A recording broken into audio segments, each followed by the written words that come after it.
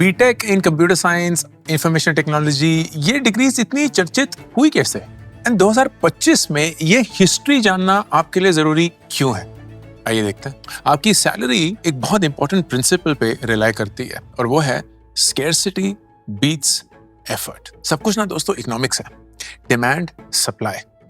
Supply candidates की, demand उन लोगों की। अगर डिमांड फॉर दीज कैंडिडेट्स जितने कैंडिडेट्स की सप्लाई है उससे ज्यादा है तो हर एक कैंडिडेट जिसको जॉब मिल रही होगी वो एक प्रीमियम कमाएगा। उस कैंडिडेट को बहुत सारी कंपनीज चाहेंगी, उसको मल्टीपल जॉब ऑफर्स मिलेंगे। लेकिन यही कैंडिडेट्स की तादाद अगर बहुत ज्यादा हो जाए, मतलब सप्लाई बढ़ जाए, लेकिन कंपनीज अब उन्हें इतना नहीं चाहती, तो कंपनीज क्लियरली प्रीमियम देना बंद कर देगी। ये कैंडिडेट्स झुलसते रहेंगे 2, 3, 4, 5, 6, 7 इंटरव्यूज के बाद शायद एक ऑफर लेटर आएगा और वो भी simple, standard, stagnant market salary. यही चीज हुई थी 1980 और सन 2000 के दशक में।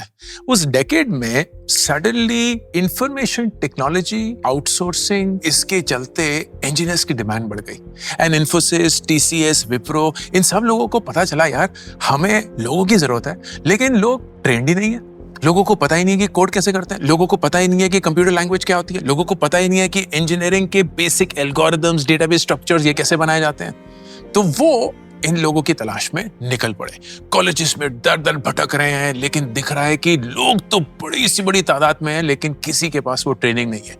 तो उन्हें लगा यार कॉलेज तो नहीं ये सिखा नहीं रहा है, हम ये जिम्मा ले लेते हैं। तो आप बस रिक्रूट करना शुरू करो, हमें ना लोगों की जरूरत है, बेइंतहा प्रोजेक्ट आ रहे हैं, लोग हायर करने शुरू करो, उनको हम ट्रेन कर लेंगे यार। हम बड़े बड़े कैंपसेस बना लेंगे, हम 2-3 महीने की बहुत उम्दा ट्रेनिंग देंगे, उनको हर एक कंप्यूटर लैंग्वेज सिखा देंगे, अच्छे से उनको रखेंगे, अच्छे से पालेंगे, परोसेंगे और फिर उन्हें एक प्रोजेक्ट पे डाल देंगे जहां हर दिन, हर महीने की उनकी बिलिंग शुरू हो जाएगी और जितना हम उनको देते हैं उससे 2, 3, 4, 5 गुना हम क्लाइंट से लेंगे and we will run a business. And you know what, that actually worked. 1990s, 2000s में जो लोग आईटी की जॉब में घुसे, जिनके आईटी का दूर दूर तक कोई आइडिया नहीं था क्या होता है, they got trained in 2, 3, 4, 5 months और वो सीधे फिर ऑन साइट गए जहां वो दिन के $50-100 कमा रहे हैं, प्लस सैलरी मिल रही है। And they suddenly got exposed to a whole new world that nobody had ever experienced before. The demand was more than the supply. Colleges को ये दिख गया एंड कॉलेजेस ने बोला अरे वाह कि ये अगर हम इनको 4 साल की आईटी की डिग्री देंगे, कंप्यूटर साइंस की डिग्री देंगे, तो ये सारी कंपनीज तो ऐसे ही इन स्टूडेंट्स को लपक लेंगे। बहुत बढ़िया, ये डिग्री आज बेचना शुरू करो। स्टूडेंट्स को दिख गया अरे वाह, मेरे ये सीनियर या इस कॉलेज के जो बच्चे थे उन्होंने कंप्यूटर साइंस या आईटी की डिग्री करी, इनफैक्ट करी भी नहीं, कोई बायोमेडिकल कर रहा है, कोई केमिकल कर रहा है, कोई सिविल कर रहा है, लेकिन अगर उनको आईटी की जॉब मिलती तो वो स्टार्टिंग सैलरी एक अलग लेवल पे, डॉलर की सैलरी अलग लेवल पे, वो जिंदगी अलग लेवल पे, सब लोग आईटी की जॉब के पीछे भागना शुरू हो गए। तो धीरे धीरे करके supply started matching the demand and ये करीब 2010-2015 तक चलता रहा। पिछले 10 सालों में the supply has now begun to outstrip the demand. Companies को इतने लोगों की जरूरत नहीं है, लेकिन ये देश इतनी तादाद में computer engineer, IT specialist generate कर रहा है एट अ ग्रेजुएट लेवल कि हर किसी को जॉब नहीं मिल रही है। And that is why job तो शायद मिल रही है, but the starting salary has been stagnant for the last 15 to 20 years. 2005 में इन्हीं आईटी कंपनीज में एक फ्रेशर को शायद 2.4 to 3.6 lakhs मिलती थी पर एनम। आज भी despite all the movement in inflation वही 3.6 to 4.8 मिल रही है, which inflation adjusted means the salary has actually gone down on purchasing power basis over the last 20 years. Why has that happened? Pure economics. Scarcity of the job has vanished. And तभी economics and the job market rewards scarcity more than effort. एक example बताता हूँ। Civil engineer, drone engineer, दोनों मेहनत करते हैं, लेकिन एक की स्टार्टिंग सैलरी 3.6 to 4.8 lakhs, एक की स्टार्टिंग सैलरी 6 से 8 लाख रुपए। क्यों? क्योंकि इस देश में सिविल इंजीनियरों की कमी नहीं है, ड्रोन इंजीनियर्स की बेइंतहा कमी है। इस देश में हर एक गली कूचे के इंजीनियरिंग कॉलेज एक सिविल इंजीनियर प्रोड्यूस कर रहे होंगे, लेकिन कितने ही कॉलेजेस इस देश में हैं जो कि एक ड्रोन इंजीनियरिंग में क्वालिफाइड डिग्री दे पा रहे हैं, which has the person job ready on day one. गिन के कुछ. But is drone engineering exploding? Yes. With larger and larger areas to be surveyed, to be monitored, to be covered, drones have become a very important aspect of how industries are working. But the country doesn't have drone engineers. कम से कम उस level पे तो नहीं जहां the supply of these drone engineers is matching the demand that the companies have of these engineers. Effort दोनों का same है, मेहनत दोनों की सेम है, शिद्दत दोनों की सेम है, 4 साल की डिग्री दोनों की सेम है, शायद कॉलेज भी दोनों का सेम है, शायद रैंक भी दोनों का सेम है. But one person is getting almost twice as much than the other one. क्यों? Scarcity beats effort. अब ये जो scarcity और effort का गैप है ना दोस्तों, ये धीरे धीरे धीरे भरता है और किसी पॉइंट पे सप्लाई डिमांड को एक्सीड कर जाती है and the premium goes away. This takes time. ये 10, 15, 20 सालों के दौरान होगा and इन्हीं 10, 15, 20 सालों में लोगों का एक्सपीरियंस, तजुर्बा जो है वो भी बदलना चाहिए, लेकिन बदलता नहीं है. तो आपके माँ बाप जो शायद आईटी रेवोल्यूशन का एक भाग थे, उन्होंने देखा कि अगर आप एक इंजीनियरिंग डिग्री करते हैं, अगर आप एक आईटी जॉब लेते हैं, अगर आप एक बड़ी सी आईटी सर्विसेज कंपनी ज्वाइन करते हैं तो जिंदगी बदल जाती है. उस समय पे बिल्कुल सच था, because scarcity was the dominant factor. लेकिन अगर वो उसी गाइडेंस से आपको बोलते हैं कि बेटा बेटी इंजीनियरिंग की डिग्री कर लो, बेटा बेटी एक आईटी की जॉब पकड़ लो, बेटा बेटी ये स्टेबल सेफ पाथ चलो, they are giving you the wrong advice. उनकी गलती नहीं है, बट उनके पास और कोई एक्सपीरियंस भी नहीं है. तो वही हो पा रहा है. अगर आप रिपोर्ट पे रिपोर्ट, स्टैट्स पे स्टैट्स देखेंगे, 60% of engineering graduates today are claimed to not have the skills जिससे वो डे वन डिलीवर करना शुरू कर सकते हैं. क्या उन्होंने मेहनत नहीं करी? क्या उन्होंने 4 साल नहीं बताए? क्या वो परिश्रम नहीं करना चाहते? ना, ये सब नहीं. इट इज सिंपली बिकॉज उन्होंने जो सीखा है, जो जिस चीज की तैयारी कर रहे थे, उसकी उतनी ज्यादा जरूरत ही नहीं है. तो they are not employable. There are not enough jobs for what they were preparing for. और जब भी ये scarcity gap कम होता है ना, एक बहुत interesting phenomena emerge होता है. Time and again. बहुत common sense है. जैसे आप इसको follow करेंगे ना, सच से वाकिफ हो जाएंगे. एक कंपनी है, उसको एक इंजीनियर हायर करना है. पहला टाइम था जब इंजीनियर मिल ही नहीं रहे थे. तो जी जो भी मिलता था ले लो, हम उनको ट्रेन कर लेंगे, हम उनको सिखा देंगे, हम उन्हें सब बता देंगे, हमें सिर्फ लोग चाहिए, जो मिल रहा है ले लो. आज लोग ही लोग मिल रहे हैं. जहां जाओ हर एक इंसान इंजीनियर है. तो यू स्पॉइल्ड फॉर चॉइस. तो आपके सामने 3 इंजीनियर बैठे हैं, तीनों की qualification same, college same, skills same. Now on what basis will you select if you had to select only one? क्योंकि आपको तीनों नहीं चाहिए. तो उनको आपने एक प्रोग्रामिंग टेस्ट दे दिया, तीनों पास हो गए. उनको आपने देख लिया कितने नंबर आए थे 12वीं में, इंजीनियरिंग में सब कुछ, तीनों लगभग सेम है. स्ट्रीम देख ली, तीनों की सेम है. क्या करेंगे आप? 1 step forward and the answer becomes really clear कि जो स्टूडेंट ज्यादा अच्छे से बोल सकता है, कॉन्फिडेंटली अपनी बातें एक्सप्रेस कर सकता है, उसको दुनिया के बारे में उतना ही पता है जितना अपनी प्रोग्रामिंग लैंग्वेज के बारे में पता है. कुछ प्रोजेक्ट्स कर चुका है, कुछ इंटर्नशिप्स कर चुका है, एआई से वाकिफ है, उन चीजों से वाकिफ है जो रोल में डायरेक्टली इंपैक्ट नहीं करते हैं, लेकिन इनडायरेक्टली एक फीलिंग, एक addition of something of a personality ले आते हैं. Now you tell me who is going to win? एक टाइम था जब हमें तीनों चाहिए थे, हम तीनों ले लेते, लेकिन आज जब हमें एक ही चाहिए, बहुत चॉइस क्लियर है. And that is what's happening. Mercer और मेटल की एक स्टडी हुई थी जिसमें कॉर्पोरेट्स ने बोला that only 45% of candidates that we interview have the soft skills that we are looking for. Communication, confidence, clarity. भाई soft skills एक टाइम पे चाहिए भी नहीं थे, लेकिन आज लोगों को soft skill चाहिए. EQ के टेस्ट हो रहे हैं, अलग ही साइकोमेट्रिक टेस्ट हो रहे हैं. क्यों? Because they're spoiled for choice. The scarcity gap completely covered up and now there is more supply than demand. So if you want to play this game, आप उसी तरह से नहीं खेल सकते जिस तरह से आपके माँ बाप ने खेली थी. You have to change the game because the rules of the game have changed for you as well. And the rules of the game are, it doesn't matter that you only know what is required to get into the job. You need to have an X factor as well.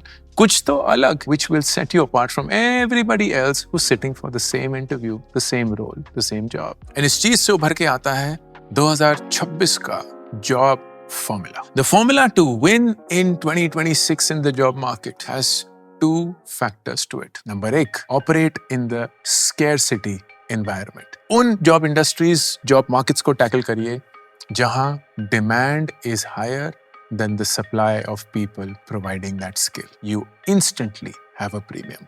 And number 2, अपने conversion rate को बढ़ाने के लिए focus on दो skills over and above the natural skills that everybody today values, और वो है soft skills, वो चीजें जो मशीनें या एआई नहीं कर सकता, एटलीस्ट नॉट येट। जब ये दोनों चीजें मिलती हैं ना दोस्तों, तब आपके पास वो सीक्रेट फॉर्मूला है टू विन इन 2026। वरना तो आप एक पूरी लंबी रेस में एक प्यादे हैं, रनिंग लाइक एवरीबॉडी एल्स, और वो ना एक लकी ड्रॉ बन जाता है, जहां अगर किस्मत जाग गई, चल गई तो नौकरी मिल गई, नहीं तो झुलसते रहेंगे। Stagnation is what's going to hit you. And 2026 में, given the onslaught of AI, what is happening is very few industries are scarce now, and soft skills की इतनी ज़्यादा डिमांड बढ़ चुकी है क्योंकि that's something that AI cannot yet produce. तो अब कौन सी हैं ये scarce industries या scarce roles? कुछ एग्जांपल्स देता हूँ, सारा तो नहीं कवर कर पाऊंगा, लेकिन एक तरीका बताऊंगा कि कैसे आप खुद ब खुद इन्हीं अपॉर्चुनिटीज को आइडेंटिफाई कर सकते हैं। जेन एआई इंजीनियर्स, जनरेटिव एआई पूरी दुनिया को एक अलग वेव से टच कर पा रहा है। And if you are an engineer specialising in gen AI, you have something that most people don't. क्यों? क्योंकि कॉलेजेस में अभी तक जेन एआई की फॉर्मल डिग्री पहुंची ही नहीं है। तो जेन एआई की डिमांड पिछले 3 सालों में थ्रू द रूफ निकल चुकी है, लेकिन कॉलेजेस तो 4 साल के अपने करिकुलम में घूमे ही जा रहे हैं। अभी कोई आइडिया ही नहीं है कि कैसे चेंज करें, क्या करें। तो शॉर्ट टर्म कोर्सेज निकल रहे हैं, कहीं कोई सर्टिफिकेशन प्रोग्राम निकाल दिया, कहीं कोई जिधर निकाल दिया वो निकाल दिया, लेकिन a formal 4-year engineering degree in AI is yet to be established by the top universities or the top places to study, and that means आप अगर उसमें कहीं माहिरता ला सकते हैं, in addition to your engineering job, you stand apart instantly. Same experience level के लिए Gen AI engineers are earning anywhere from 2 to 3 times the normal engineer. Number 2, ethical hackers, cyber security. क्योंकि AI इतना powerful होता जा रहा है, instantly companies are scared and they are investing significantly in cyber security. So cyber security is going through a massive shift globally. इतना demand अभी तक था नहीं, लेकिन अब रातों रात डिमांड ऐसा हो चुका है कि लोग तैयार ही नहीं है। प्रिवेंटिव मेजर्स कि किस तरीके से आप अपने सिस्टम्स को सिक्योर कर सकते हैं, अपने डेटा को प्रोटेक्ट कर सकते हैं, अपने डेटा को किसी के साथ शेयर ना करना, या अगर शेयर करना भी है तो कैसे उसको इंक्रिप्टेड फॉर्म में शेयर करें। All of this is now things that the world requires from the biggest companies to even the smallest ones, and इतने professionals ही नहीं है जो इसको कर सकते हैं। So if you want to absolutely ride the wave of 2026, this is one field. Cloud architects and DevOps engineers. ये कौन लोग हैं? सारा सॉफ्टवेयर अब आपके कंप्यूटर पे रिजाइड नहीं करता है, क्लाउड पे रिजाइड करता है। मतलब it is remotely hosted somewhere else. आपका सारा सॉफ्टवेयर वहां से आ रहा है, आप उसको पूरा एक्सेस वहां से कर रहे हैं, आप अपना फाइल्स भी वहीं स्टोर कर रहे हैं, वहीं चेंजेस कर रहे हैं, वहीं मॉडिफाई कर रहे हैं। It is the cloud. इन सारी चीजों को आर्किटेक्ट करना, स्ट्रक्चरली बनाना, एग्जीक्यूट करना, ऑपरेट करना is what a cloud architect does, or a DevOps engineer या development operations engineer does. All of this is infrastructure that is required in today's world more and more because we are accessing our own world through the internet. हमारे पास अब locally कुछ stored नहीं है, सब कुछ एक server पे कहीं किसी दूर दराज लोकेशन पे या देश में रखा हुआ है, and we are accessing all of our information through that. Somebody needs to ensure that it is working absolutely fine. That is another space. Data engineers, जितना ज़्यादा AI तेज होता रहेगा, वो डेटा प्रोसेस करेगा, उस डेटा को समझने के लिए, जानने के लिए, जनरेट करने के लिए, एनालाइज करने के लिए, समराइज करने के लिए, उससे कंक्लूजन्स निकालने के लिए डेटा इंजीनियर्स चाहिए हमें in every field possible, every industry possible. So if you love numbers, data engineering is another space जो मेरे हिसाब से 2026 में explode करेगा and will become the scarce piece that I was referring to. अब ये scarcity आप अपने लेवल पे कैसे आइडेंटिफाई कर सकते हैं? Because that's a critical piece. सबसे पहले go on LinkedIn and search for a certain type of job. तो jobs at LinkedIn में बहुत सारी categories बनी होती हैं. आप देखिए कि उसमें कितनी jobs हैं. And then also go and figure out whether through ChatGPT or through your own research कि इस field में कितने qualified graduates हर साल निकल के आ रहे हैं. If that number is significantly higher than the number of jobs, you know that there is oversupply. If that number is significantly lower, then the number of jobs, you mean that there is over demand. आपको उस area में जाना है जहां demand is greater than supply, क्योंकि वो scarce areas हैं. अब वो हर एक फील्ड में एग्जिस्ट करते हैं. वो क्रिएटिव फील्ड में भी एग्जिस्ट करते हैं, इंजीनियरिंग फील्ड में भी एग्जिस्ट करते हैं, बिजनेस फाइनेंस में भी एग्जिस्ट करते हैं. तो योर जॉब इज जो भी एरिया आपके जहन में है, जो आप घुसना चाहते हैं, आप उसमें अच्छे हैं, आप उसमें चाहते हैं, आप उसमें खुश रहते हैं, find those scarce opportunities with in those domains. ये नहीं है कि आप कॉमर्स के हैं और आपको इंजीनियर बनना ही पड़ेगा जिंदगी जीतने के लिए ना. You can easily find within your space what are the scarce opportunities. दूसरा, जो कंपनीज हायर कर रही हैं फॉर दीज जॉब्स, लिंक्डइन के प्रोफाइल पे जाइए उस कंपनी का and see how the employ growth has been. क्योंकि अक्सर ये कंपनीज जो कि बहुत नीश, बहुत स्केर्स जॉब्स के लिए हायर कर रही हैं, their growth is also crazy and that is where you want to be. कोई भी कंपनी अगर बहुत क्रेजीली हायर कर रही है, that is symbolic of a scarce opportunity. Most likely there is one. Number 3, ये भी देखना होगा कि जो वो अपॉर्चुनिटी है, क्या उसमें कॉलेजेस हैं, यूनिवर्सिटीज हैं जो डिग्रीज प्रोवाइड करती हैं. यू बी सरप्राइज कि जैसे जेन एआई मैंने बताया, नहीं है कोई डिग्री. सर्टिफिकेट प्रोग्राम्स बहुत सारे हैं, शॉर्ट टर्म कोर्सेज बहुत सारे हैं, but a full-fledged 2-year, 3-year, 4-year degree granted by a university, granted by the government board or anything does not exist in abundance, and that is only because ये field इतना नया है. तो academia को भी टाइम लगता है पूरा ट्रांसफॉर्म करने में, ये समझने में कि कहाँ क्या कोर्स बनाए, कैसे बनाए, फिर उसका एक अपना प्रोसेस होता है. तो जहां भी आपको ये दिखेगा कि यार कॉलेजेस अभी सिखा ही नहीं रहे, या वो डिग्री प्रोवाइड ही नहीं कर पा रहे हैं, या वो अभी तक तैयार ही नहीं है, that is again a sign of scarcity of supply. अब ये इतना जरूरी क्यों है दोस्तों? Let me just explain through numbers because that will be the last point I'll make. फर्ज करिए आप एक generic engineer हैं, as if that is a thing. But let's say you are a oversupply engineering stream graduate. आप शुरू करते हैं अपनी जॉब 4 लाख रुपए साल पे, एंड 5 से 7% आपका नॉर्मल इंक्रीमेंट होता है जो कि इन फील्ड्स में होता है. तो 20 साल बाद आपकी तनख्वाह होगी 30 लाख रुपए, और अपनी लाइफ टाइम में, टोटल वर्किंग लाइफ टाइम में आप करीब 3.5 से 4 करोड़ रुपए कमाएंगे टोटल. अब इस पे टैक्स टूक्स सब जोड़ेगा वगैरह, but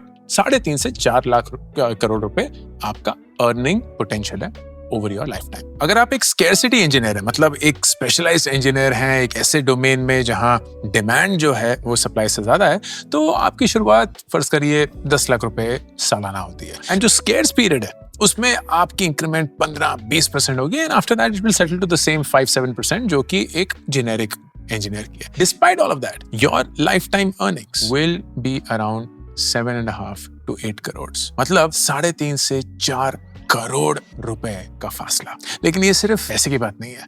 This is about the psychology of a stagnant career as well. एक stagnant career जहां 5-7% आपको सालाना ग्रोथ मिलती है, आपको कहीं ना चूस लेता है. It doesn't make you alive.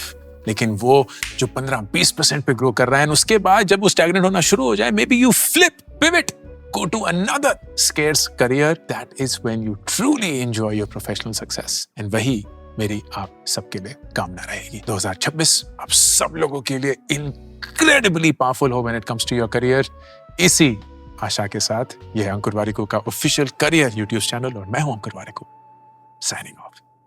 I'm super thrilled to announce my new latest project, India Genius Challenge. ये एक nationwide hunt है भारत के brightest young students का, aged between 13 to 15 years. एक online round followed by the national finals that will happen in Delhi, जहां सबसे brightest students को मिलेगी 10 लाख रुपए की scholarship. Online rounds में daily, weekly, monthly winners announce होंगे. उनको मिलेंगे iPhones, iPads, PS5s, books, trophies, certificates and a lot more, all leading to the national finals happening in Delhi. Please, अगर आप किसी 13 से 15 साल के बच्चे को जानते हैं, आपके परिवार में कोई है या आप खुद वो हैं, then log on to indiageniuschallenge.com and start playing the challenge.